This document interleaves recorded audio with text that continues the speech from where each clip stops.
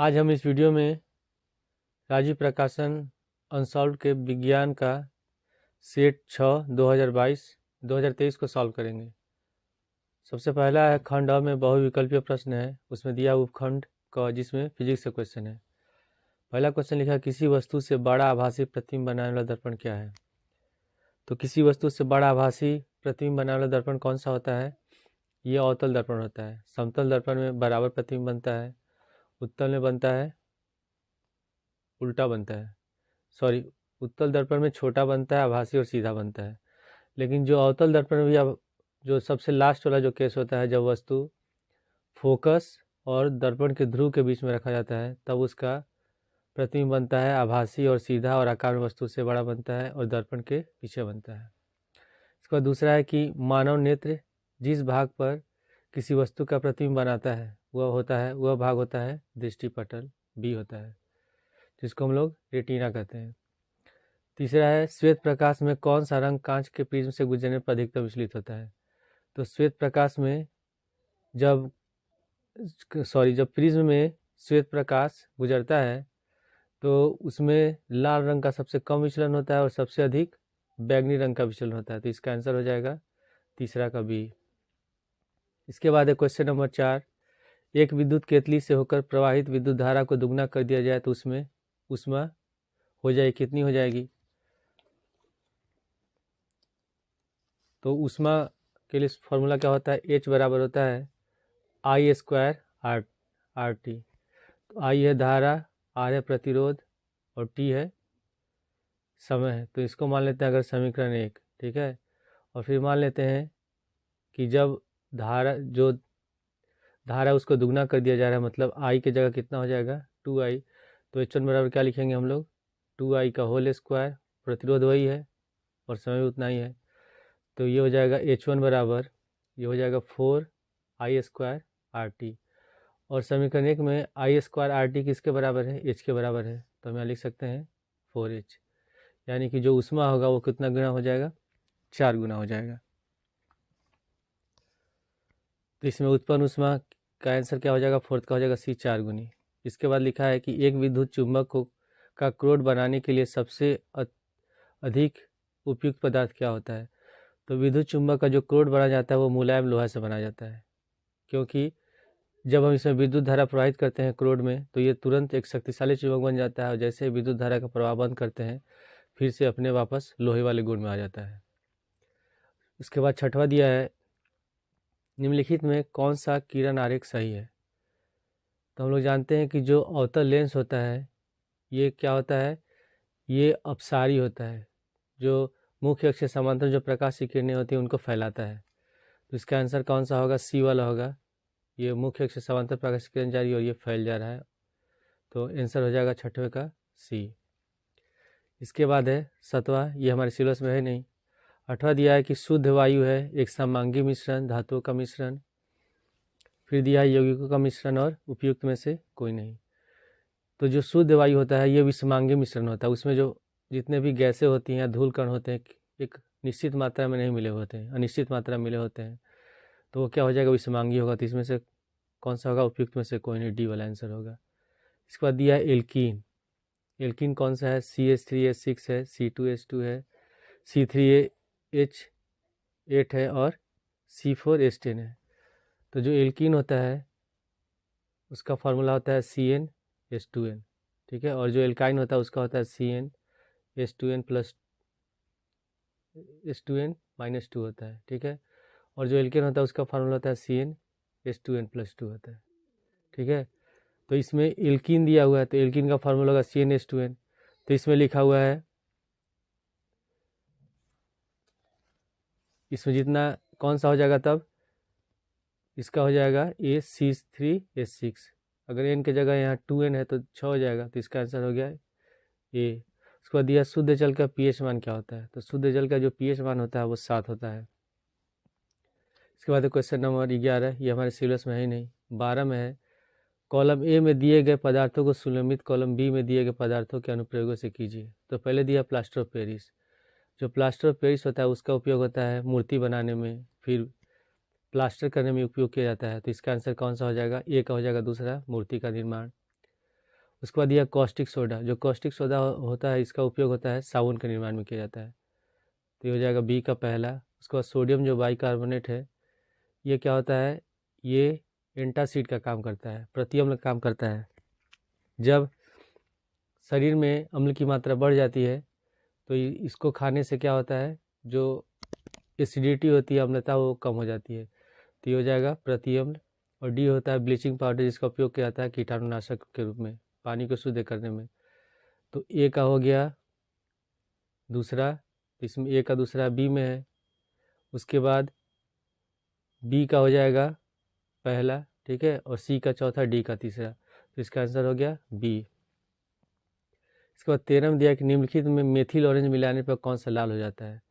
तो methyl orange जो होता है ये भी एक तरह का इंडिकेटर होता है, सूचक होता है, और इसको हम यूज़ करते हैं कौन सा जो पदार्थ है वो अम्लीय है कि क्षारीय है। जब मेथिल ऑरेंज में हम एसिड को मिलाते हैं, मतलब अम्ल को मिलाते हैं, तो ये लाल हो जाता है, यानी कि कौन सा होगा, बी होगा, H2SO4 जलीय। इसके बाद उपखंड ग में ये बायोलॉजी क्वेश्चन है, क्वेश्चन नंबर 14 हमारे सिलेबस में है ही नहीं। 15 मेंडल प्रसिद्ध है, तो मेंडल प्रसिद्ध है आनुवंशिकता के क्षेत्र के लिए। उसके बाद 16 में दिया कि शुक्राणुओं का निर्माण होता है। जो शुक्राणु होते हैं उनका निर्माण होता है वृषण में। उसके बाद एक कूपिका या वायु कोष्टिका पाई जाती है, तो किस में पाई जाती है, यकृत में नहीं पाई जाती है, ना ही आमाशय में, ना ही जीभ में। किस में पाई जाती है, फेफड़ों में पाई जाती है, क्योंकि जब हम सांस लेते हैं तो फेफड़ा फैलता है और सिकुड़ता है। तो 17 का आंसर होगा बी। इसके बाद है फिर अगला क्वेश्चन कि पौधों में परिवहन हेतु होता है। तो पौधों में जल का परिवहन जो होता है वो जाइलम के द्वारा होता है, ठीक है, और फ्लोएम के द्वारा भोजन का परिवहन होता है। तो 18 का आंसर हो जाएगा डी। 19 है कि एक स्वस्थ व्यक्ति का सामान्य रक्तदाब कितना होता है। तो जो व्यक्ति स्वस्थ होता है उसका सामान्य रक्तदाब होता है 120/80 होता है। 120 होता है अधिकतम रक्तदाब और 80 होता है न्यूनतम। अगर इससे ज़्यादा बढ़ जाए, 120 से ज़्यादा हो जाता है तो उच्च रक्तदाब होता है, मतलब ब्लड प्रेशर हो जाता है, हाई ब्लड प्रेशर। तो ये हो जाएगा 140/80। और नीचे वाला बढ़ जाए तब भी होता है, तो इसका आंसर क्या हो जाएगा, बी होगा। उसके बाद क्वेश्चन नंबर 20 हमारे सिलेबस में है ही नहीं। 21 में दिया हुआ कि उत्तल दर्पण द्वारा उसके ध्रुव और अनंत के बीच रखे एक बिंब के प्रतिबिंब का वाला नामांकित किरण आरेख बनाइए और बने हुए प्रतिबिंब का गुण बताइए। वाहनों में उत्तल दर्पण को पश्च पृष्ठ दर्पण के रूप में वरीयता क्यों दी जाती है। तो पहले इसमें दिया हुआ 21 में है, हमको बताना है कि उत्तल दर्पण होता है उसका जो परावर्तक तल होता है उभरा हुआ होता है, और जो धंसा हुआ तल होता है उस पर कले की होती है। ये हो गया उत्तल दर्पण। और वस्तु को हमेशा कहाँ रखते हैं, वस्तु को हमेशा रखते हैं बाएं साइड। ये हो गया इसका मुख्य फोकस, और ये हो गया वक्रता केंद्र, और ये दर्पण का ध्रुव। इसमें लिखा हुआ है कि उत्तल दर्पण में ध्रुव और अनंत के बीच, ये ध्रुव हो गया और ये अनंत के बीच हम किसी वस्तु को रखते हैं।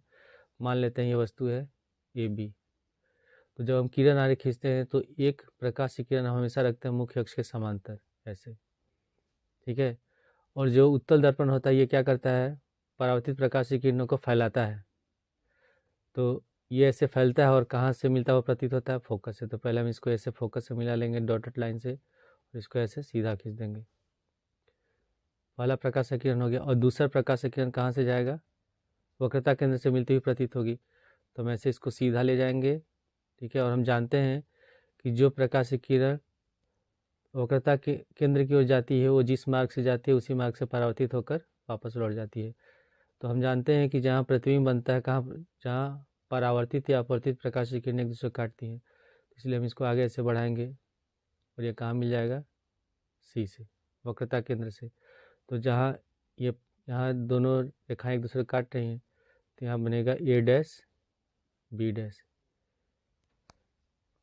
तो इसका नाम देते हैं, यहाँ हो गया M, ये हो गया N। तो इसमें जब वस्तु को दर्पण के ध्रुव और अनंत के बीच में रखा जाता है तो उसका आभासी और सीधा प्रतिबिंब बनता है, ध्रुव और फोकस के बीच बनता है, और आकार में वस्तु से छोटा बनता है। तो हमको इस प्रतिबिंब का गुण बनाना था, तो प्रतिबिंब का गुण क्या हो जाएगा, लिखेंगे कि प्रतिबिंब आभासी सीधा तथा आकार में वस्तु से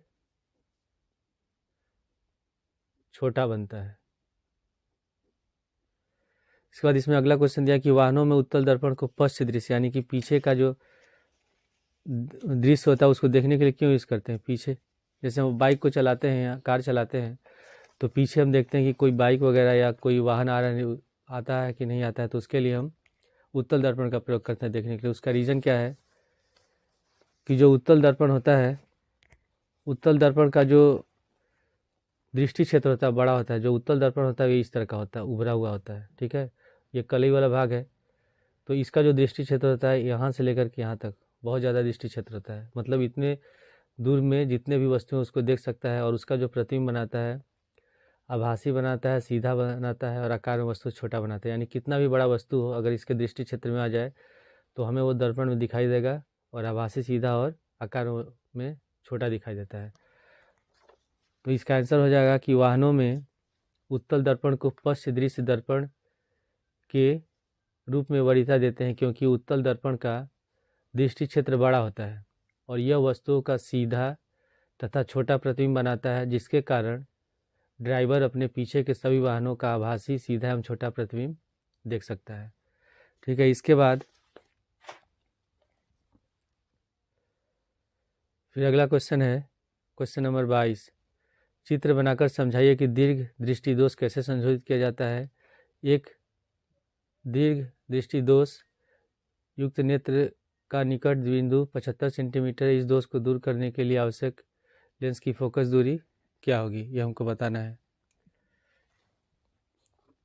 तो जो दीर्घ दृष्टि दोष होता है उसमें क्या होता है कि जो दूर की वस्तुएं तो स्पष्ट दिखाई देती है लेकिन नज़दीक की वस्तुएं स्पष्ट नहीं दिखाई देती हैं। तो उसके लिए हम क्या करते हैं, उत्तल लेंस का प्रयोग करते हैं। तो इसमें जो वस्तु स्पष्ट दृष्टि की न्यूनतम दूरी मतलब 25 सेंटीमीटर है, तो उसका जो प्रतिबिंब बनता है रेटिना के पीछे बनता है। ये हमारा रेटिना हो गया दृष्टिपटल, और उसका जो इमेज बनता है आई, ये कहाँ बन रहा है, रेटिना के पीछे बनता है। तो जो वस्तु है हमें स्पष्ट नहीं दिखाई देती है। तो इसके उपचार के लिए हम क्या करते हैं, एक उचित दूरी का उत्तल लेंस का प्रयोग करते हैं।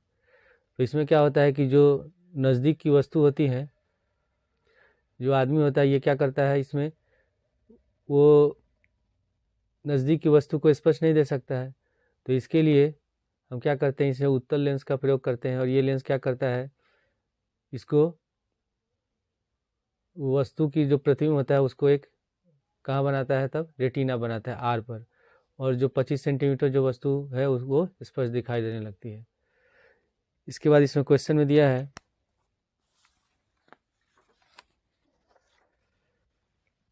कि एक दृष्टि दोष का निकट बिंदु 75 सेंटीमीटर। इस दोष को दूर करने के लिए आवश्यक लेंस की फोकस दूरी क्या होगी, और सामान्य नेत्र के निकट बिंदु 25 सेंटीमीटर है।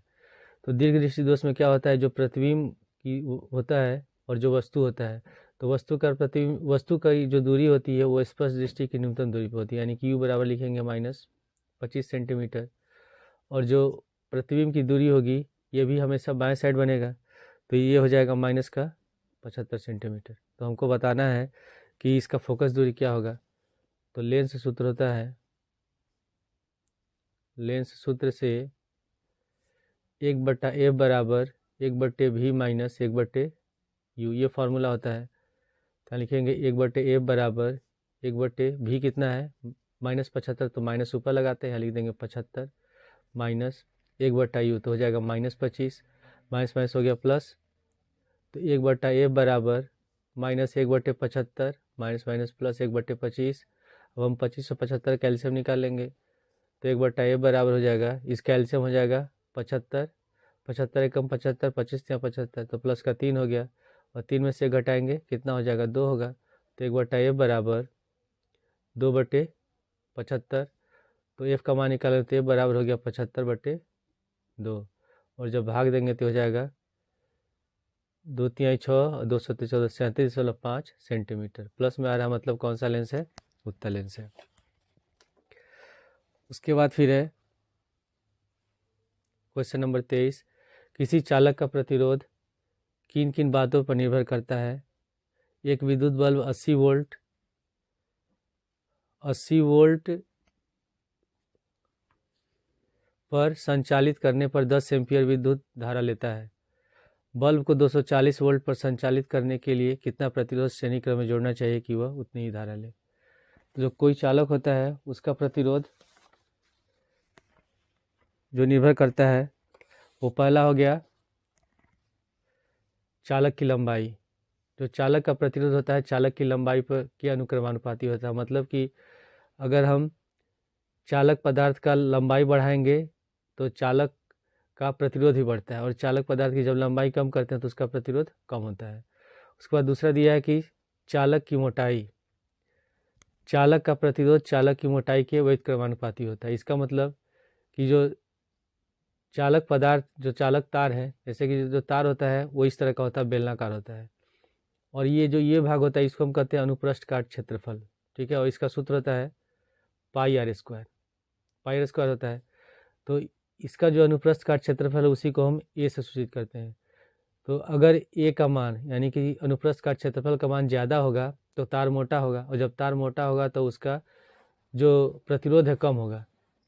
लेकिन जब तार पतला होता है या अनुप्रस्थ काट क्षेत्रफल कम होता है तो जो उसका प्रतिरोध होगा वो क्या हो जाएगा? कम हो जाएगा।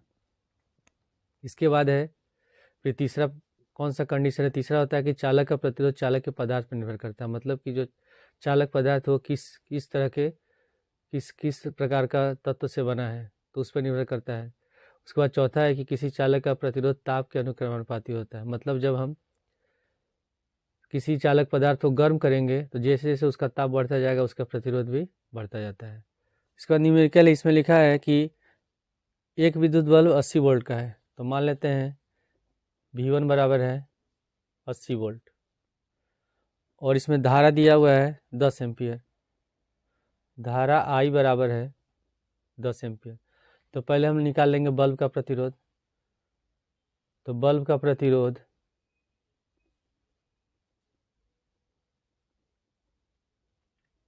R1 बराबर, R बराबर होता है V/I, इसका विभवांतर है V1, तो R बराबर V1/I, तो V1 हो जाएगा 80 और I है 10, तो 8 बार में कट गया तो हो जाएगा 8 ओम।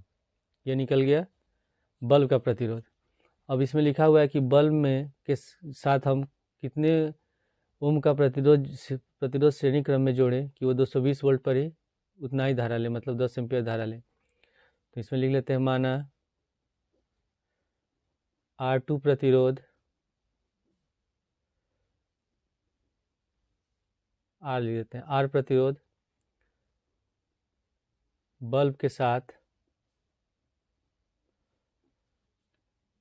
श्रेणी क्रम में जोड़ा जाता है, श्रेणी क्रम में जोड़ा जाता है। तो तुल्य प्रतिरोध क्या हो जाएगा? तुल्य प्रतिरोध को हम मान लेते हैं श्रेणी क्रम में है तो इसको लिख देते हैं RS, सीरीज होता है श्रेणी, तो RS बराबर हो जाएगा R प्लस R1। तो R कितना है? R तो हम लोग को निकालना है, और R1 है 8, तो लिख देंगे R प्लस 8 ओम हो गया। पुनः अब इसमें दिया हुआ कि जब हम बल्ब को 220 वोल्ट के से में जोड़ते हैं तब उतना ही धारा लगेगा। तो हम क्या करेंगे, इसमें लिखेंगे V2 बराबर, पहले लिख देते हैं 220 वोल्ट। तो हम जानते हैं कि R बराबर होता है ओम के नियम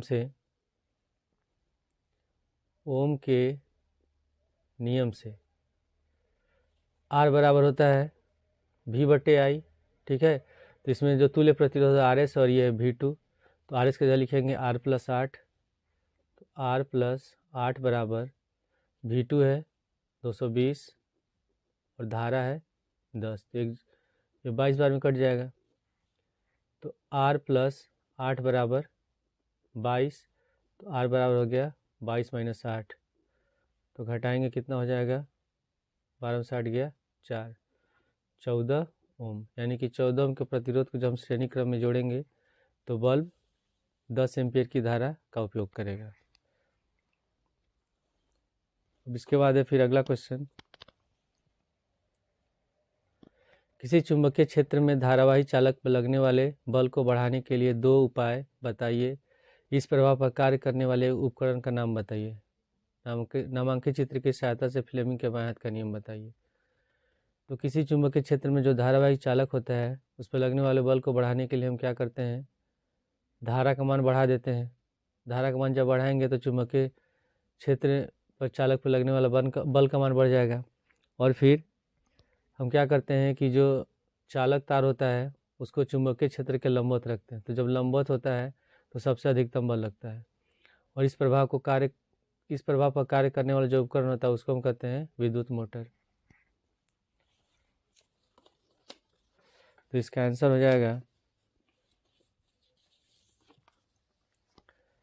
किसी चुंबकीय क्षेत्र में धारावाही चालक पर लगने वाले बल को बढ़ाने के 2 उपाय निम्नलिखित। पहला है धारा का मान बढ़ाकर। धारा का मान बढ़ाकर हम धारावाही चालक पर लगने वाले बल को बढ़ा सकते हैं। दूसरा है कि धारा की दिशा को चुंबकीय क्षेत्र की दिशा के लंबवत रखकर हम क्या करते हैं, बल का मान बढ़ा सकते हैं। उसके बाद है कि इस पर कौन सा उपकरण काम करता है, तो इस पर विद्युत मोटर कार्य करता है। फिर हमको बताना है फ्लेमिंग के बाएं हाथ का नियम। तो फ्लेमिंग के बाएं हाथ के नियम के अनुसार अपने बाएं हाथ की तर्जनी उंगली, मध्यमा तथा अंगूठा को इस प्रकार फैलाएं कि तीनों एक दूसरे के परस्पर लंबवत हो।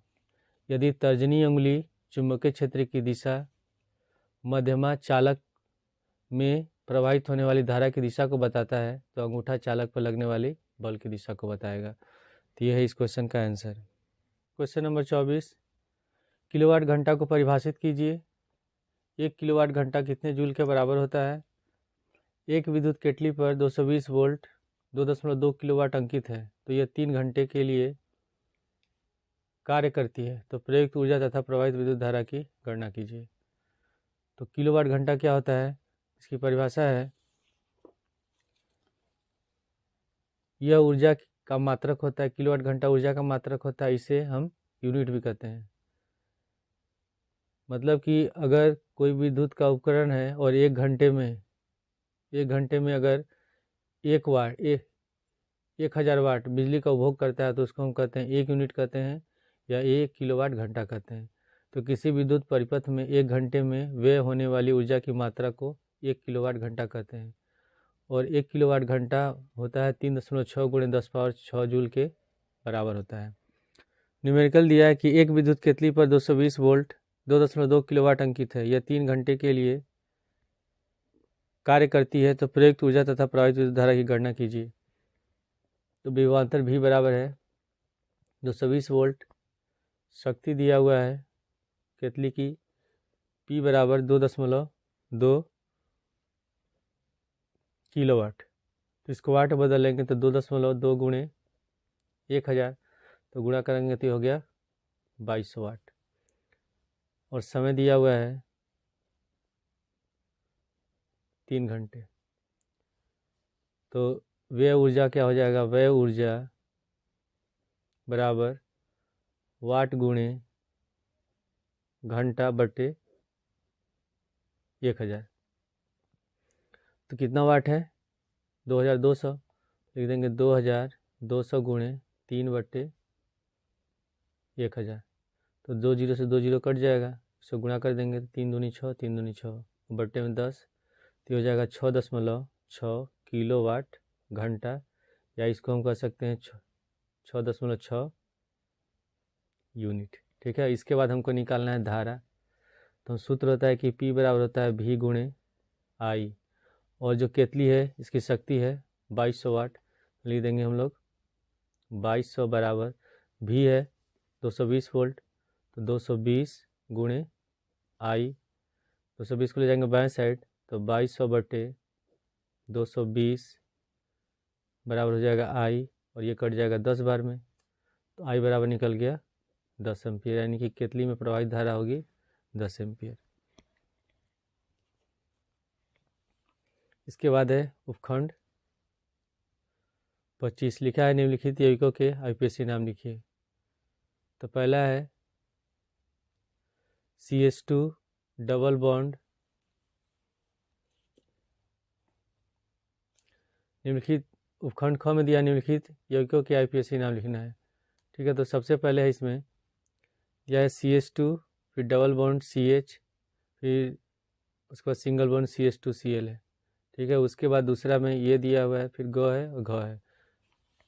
तो जो पहला यौगिक है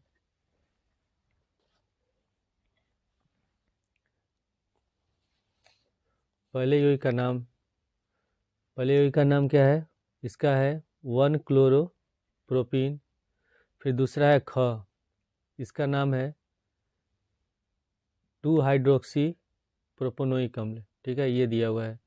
ग में है, ग वाला जो यौगिक है इसका हो जाएगा आईपीएसी नाम 3-एथिल हेप्टेन है। ग का इसमें जो आंसर दिया हुआ है इसमें 4-एथिल हेप्टेन है, जो गलत दिया है। इसका आंसर होगा 3-एथिल हेप्टेन। उसके बाद घ में है, घ का आंसर होगा 1-क्लोरो, फिर उसके बाद 1-ब्रोमो और 1-आयोडोमेथेन। फिर है क्वेश्चन नंबर 26, ये हमारे सिलेबस में नहीं है। उसके बाद 7वां दिया निम्नलिखित रासायनिक समीकरण को संतुलित कीजिए।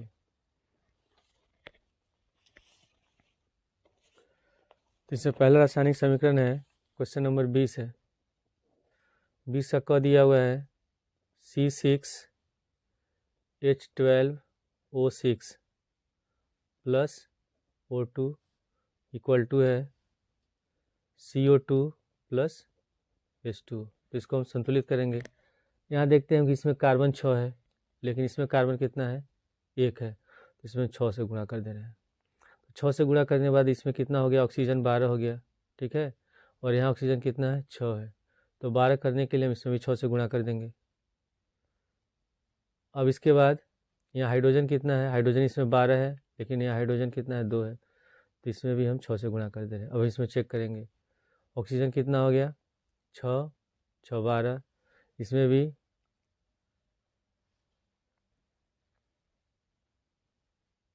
ऑक्सीजन कितना हो जाएगा? यहाँ 6 है, 6 ऑक्सीजन, यहाँ 6 दूनी 12, 6 18 ऑक्सीजन हो रहा है। ठीक है, 18 ऑक्सीजन है, और यहाँ 6 दूनी 12 और 6 18 ऑक्सीजन। हाइड्रोजन 12 है, इसमें भी हाइड्रोजन 12 है। उसके बाद कार्बन इसमें 6 है, इसमें भी कार्बन 6 है। तो यह अभिक्रिया संतुलित हो गई। इसके बाद ख में है दिया COCl3 calcium carbonate plus HCl hydrochloric अम्ल। फिर बनता है CaCl2 plus H2O plus CO2। इस अभिक्रिया को हमको संतुलित करना है। तो इसमें हम देख रहे हैं कि इसमें एक कैल्शियम है, इसमें भी एक कैल्शियम है। यहाँ एक कार्बन है, इसमें भी एक कार्बन है। उसके बाद यहाँ ऑक्सीजन 3 है, इसमें भी ऑक्सीजन 3 है। यहाँ हाइड्रोजन 2 है, और यहाँ कितना है? 1 है। तो हम इसमें 2 से गुणा कर देंगे। तो क्लोरीन भी 2 हो गया, हाइड्रोजन भी 2 हो गया। ठीक है, तो ये अभिक्रिया क्या हो गई? अब संतुलित हो गई। इसके बाद फिर ग में दिया है N2 नाइट्रोजन और प्लस हाइड्रोजन, दोनों अभिक्रिया करते हैं तो बनता है अमोनिया NH3। तो इसमें कितना है? 2 नाइट्रोजन है, लेकिन यहाँ 1 है, तो हम 2 से गुणा कर रहे हैं। जब 2 से गुणा करेंगे तो हाइड्रोजन 6 हो गया, तो यहाँ 3 से गुणा कर देंगे। ठीक है, तो ये अभिक्रिया क्या हो गई? संतुलित रासायनिक अभिक्रिया हो गई। इसके बाद फिर अगला घ में MnO2 मैंगनीज डाइऑक्साइड और प्लस HCl हाइड्रोक्लोरिक अम्ल अभिक्रिया करते हैं तो बनता है manganese dichloride MnCl2 plus H2O जल बनता है और क्लोरीन बनता है, क्लोरीन गैस। तो इसको हमको संतुलित करना है।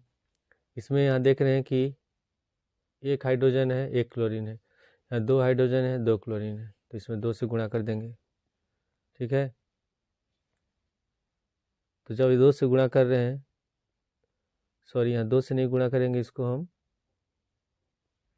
4 से गुणा करेंगे। इसमें ऑक्सीजन 2 है, यहाँ भी ऑक्सीजन 1 है, तो हम क्या करेंगे? यहाँ 2 से गुणा करेंगे, 2 दूनी 4 हो गया। तो यह अभिक्रिया हो गई संतुलित। इसके बाद है अगला क्वेश्चन अथवा हम दिया कि निम्नलिखित पर संक्षिप्त टिप्पणी लिखिए। ऑक्सीकरण अभिक्रिया, प्रतिस्थापन अभिक्रिया, भर्जन।